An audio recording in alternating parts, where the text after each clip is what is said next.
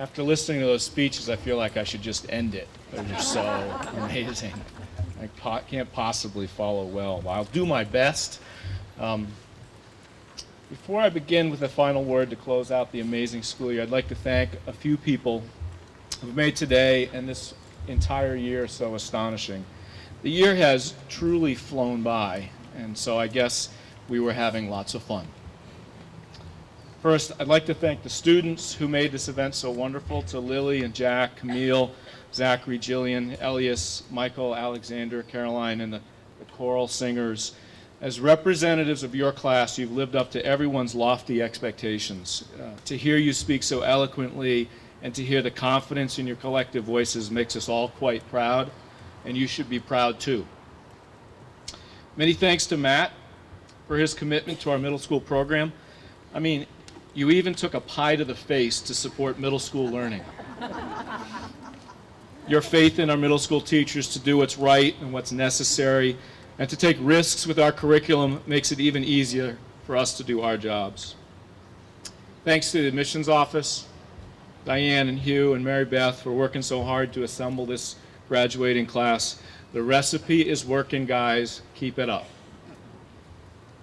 And while I'd like to take all the credit for these students' accomplishments, I have to give the lower school a shout out.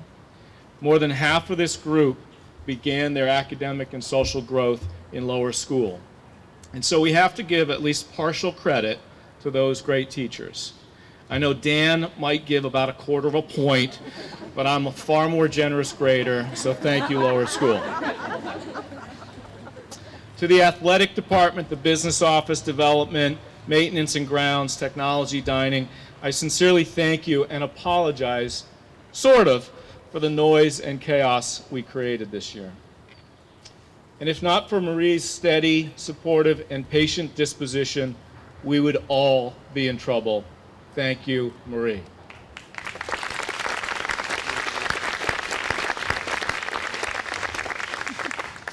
To our departing English teacher, Erin, and to Lisa, who loves the 8th graders so much she's moving on to the high school with them, thank you for your support and the love that you've given your children and your students over the entire school year. We will miss you. To the entire middle school faculty, our division's success, and it is successful, is because each of you work so hard day in and day out. You set an amazing example. There is no such thing as perfection, particularly in middle school, but your effort is unquestionable. Thank you. Lastly, thanks to the parents for your support. Parenting a middle school child can be a thankless job. Actually, I think it is a thankless job. And even if our hair is getting grayer or receding a bit, if our worry lines and wrinkles are a bit deeper, and if our stress management strategies seem ineffective at times, what you've done for your children has made a difference. You've created wonderful children. So be proud and accept our most sincere thanks for sharing your precious children with us.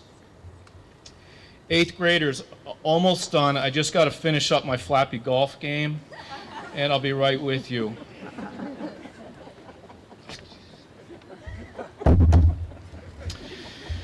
All right, now I'm ready. Thanks for your patience. It was a great year.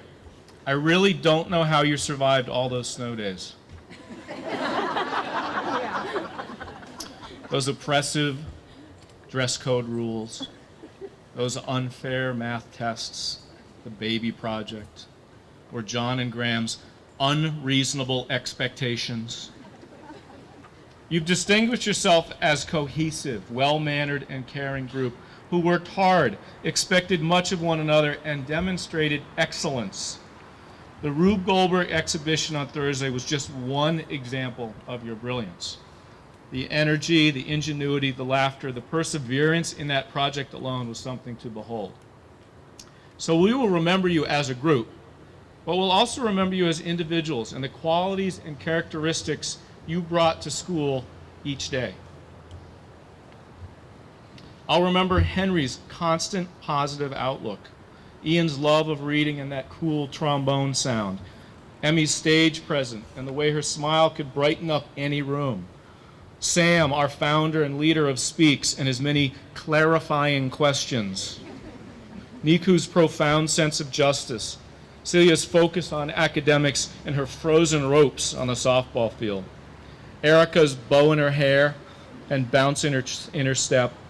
Our fun-loving leader, Charlie Ballou, and his gritty athleticism on the lax field.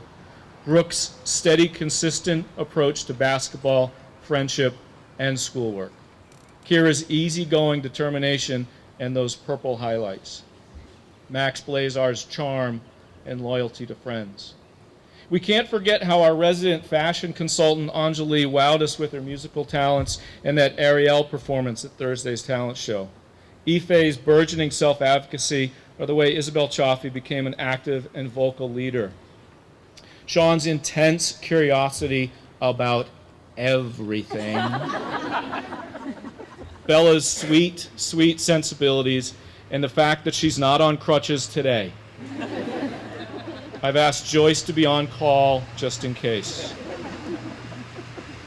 Who could forget Brendan's incredible improv skills, the impish Alec Burke, and the value of his friendship, and his secret desire to have me go completely gray by the end of his middle school career. Adam's cunning smile and his lasers to second base. Nuri's deadpan wit and ability to synthesize information with authority.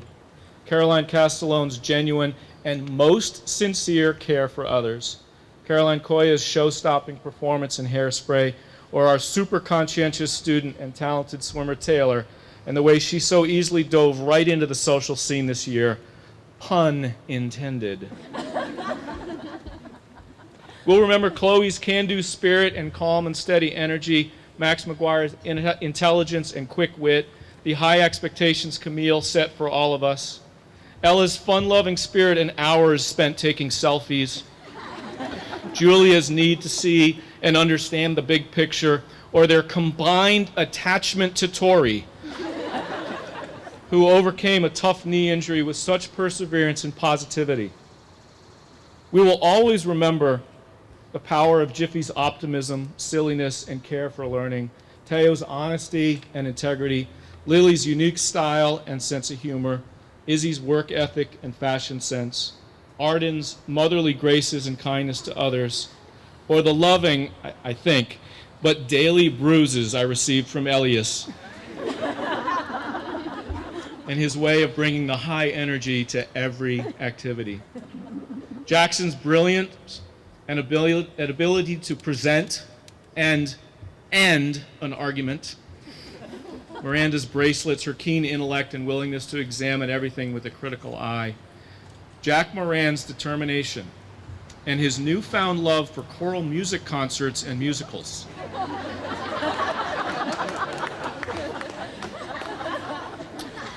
We won't forget Joe's dramatic explanations about the unbelievable, torturous, oppressive middle school life and his lunchtime discussions with Sean, or Alexander's thoughtful leadership and his advertising partnership with Vineyard Vines. Danya's kindness to everyone, Jake Wallach's intellectual curiosity and leadership by example, or Jillian's zest for school. I think you saw that. And how her unbridled enthusiasm at times affected her ability to complete a sentence. And what's poppin', Griffin? We'll remember your care and concern for doing what's right and, of course, your all-bacon diet. Max G's incredible 4:58 mile and his increased confidence as a learner this year. Evan's jazz solos and understated but brilliant academic focus. Lyndon's sly, all-knowing smile, passion for magic and comfort in his individuality. Or our resident puppy dog, John Max. His boundless energy, immediate apologies, and strength on the soccer field. The way Brenda decorated our classroom whiteboards in her talent show performances, and perhaps most of all, her moral principles. Michael's willingness to share his thoughts and questions in class, or the way he could put Proc in his place when needed. The way Gianna managed to get her work done brilliantly, even if it was at the very last minute. We can't forget our resident gentleman, Cole, and the way he put everyone at ease. The way the ever-humble Jonathan amazes with his musical and academic talents, or the complicated Max Ross as the gentle, caring observer, aggressive athlete, and mischievous boundary pusher. Dana's steadfast care for the little things, Charlie Sparr's energy, emotion, and willingness to put herself out there. Zaina's voice, social grace, and charisma. Our resident literary critic, Jack Tripp, and his warm smile and gracious, caring spirit. Lena's unwavering, deep compassion for others, or the fact that I had to climb over her book bag, clothes, and notebooks to deliver messages to Katie Goldman's classroom. We will remember Paris's theatrical grace and confidence, the polite but devilish Drew, and the way his energy exhausted me at baseball practice. Jude's steadfast maturity and unassuming but powerful leadership. Austin's uncanny and unpredictable sharing of the ring around the rosy knowledge in English class. George's bottomless reserve of optimism, or the way she seemed to manage academic stress with such grace. Zach's avoidance of Maureen's homeroom, and his humility and self-deprecating humor. Or Margot's bright smile, engaging laugh, and the connection with some guy named Ansel. And lastly, this is for the parents more than anything. For those of you who scheduled a meeting in my office this year, you'll remember a student with whom I shared that office. Jake, we'll remember your poorly masked empathy for others, your athletic prowess, and the fact that you thought I was a good dating consultant. Good luck with Megan this summer.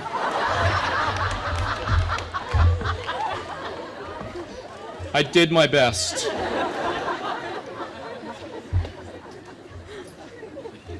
This is a great group. To conclude, I want to share a quote from The Boys in the Boat by Daniel James Brown. Some of you may have read it. About the connection between wood and human resilience. So as you guys move on to bigger, perhaps more important or more challenging experiences in your lives, I want you to think about your own resilience. You all have it within you. You just have to recognize it and use it. In the passage, the craftsman of the racing shells was trying to inspire one of the rowers. He talked about the underlying strength of the individual fibers in cedar and how, coupled with their resilience, they gave the wood its ability to bounce back and resume its shape, whole and intact.